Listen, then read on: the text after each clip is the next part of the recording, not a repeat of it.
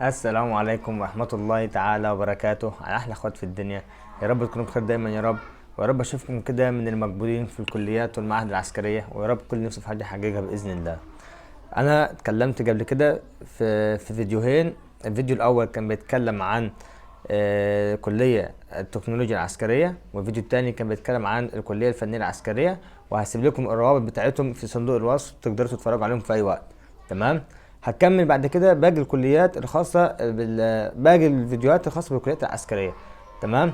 والنهاردة الفيديو هيتكلم عن كلية الطب بالقوات المسلحة، تفاصيله وشروطه وميعاد التقديم بتاعه امتى. تمام. وايه كل حاجة خاصة بالتقديمات بالتفصيل، كل حاجة تعرفها عندنا هنا في الفيديو بالتفصيل عن الطب بالقوات المسلحة.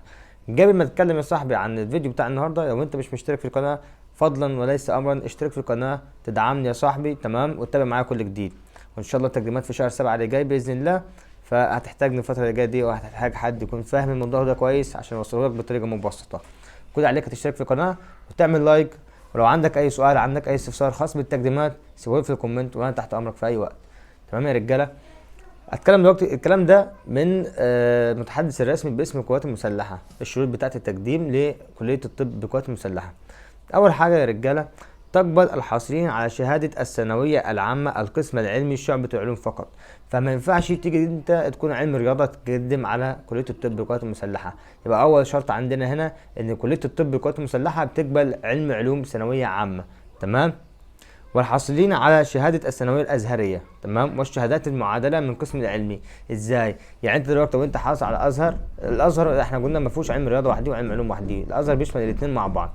فلو انت خريج أزهر تمام علم علوم ماشي، فانت تيجي انك انت تقدم على كلية الطب بالقوات المسلحة. ده الشرط الثاني. تمام. عندك انت السن هنا يا رجاله، السن ده خاص ب 2022، فانا هتكلم دلوقتي عن السن ده بتاع 22، فهشرح لك عليه هو برضو سن 2023. بيقول لك ايه هنا؟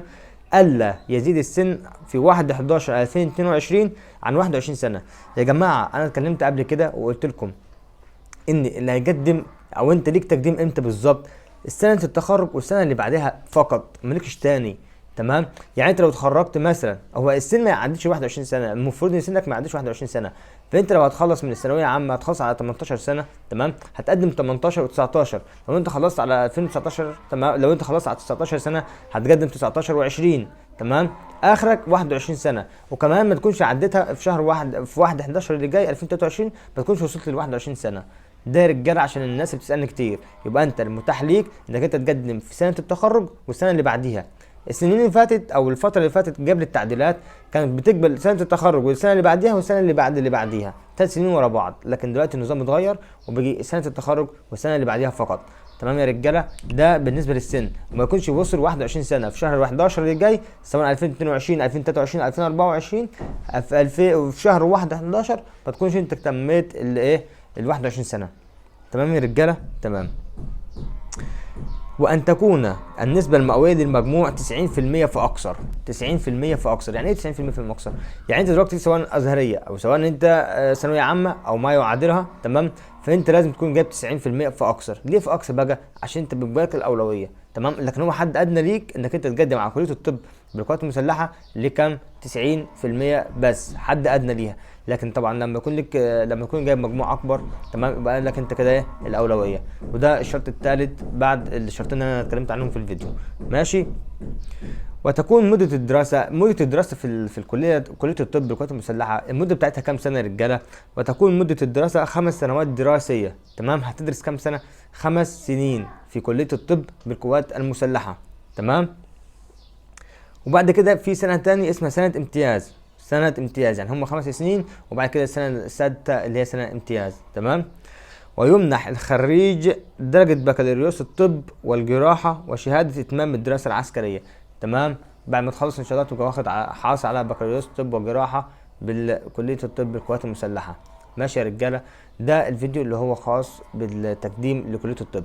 المعلومة الأخيرة اللي هتكلم عليها واللي هي ميعاد التقديم إمتى يا رجالة. ميعاد التقديم إن شاء الله هيفتح يوم في نص، بالتحديد في نص 7. تمام. أو أول 7 أو أواخر 7، يعني هو في شهر 7 معاك من 15 7 لغاية بإذن الله 1 8. تمام. التقديم هيكون فتح بإذن الله على الموقع، والإعلان هينزل قبل 15 7 إن شاء الله. كل اللي عليك انك انت هتقدم على الموقع باذن الله، وهتلاقيني معاك اول باول، وهيجيب لك كل حاجه هتقدم. يعني انت مثلا هتقدم على طب، تمام، هتجيب لك البيانات بتاعت الطب القوات المسلحه وهتقدم عليها على الموقع. كل حاجه انا هتلاقيني معاك فيها اول باول ان شاء الله يا رجاله. ربنا يكرمني ويكرمكم باذن الله.